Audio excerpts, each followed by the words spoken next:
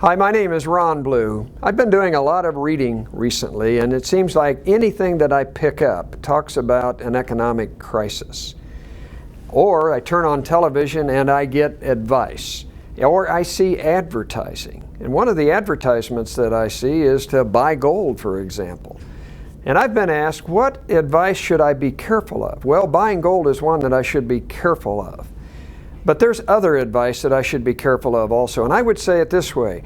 The best way to tell a counterfeit dollar bill is to hold up the real dollar bill next to it.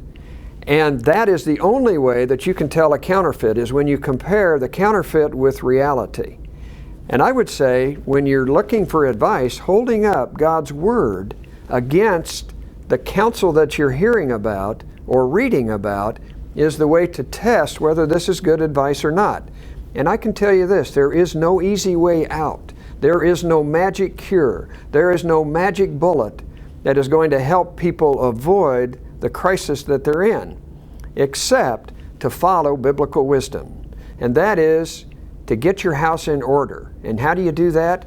You set up a budget, you reduce your expenses, you cut down to just the bare essentials if you're in a crisis situation.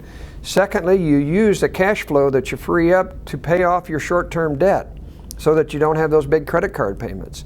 Thirdly, you begin to save some money so that you've got the money set aside for the emergencies and for the short-term needs that may come up. Maybe it's a child's braces. Maybe it is an accident.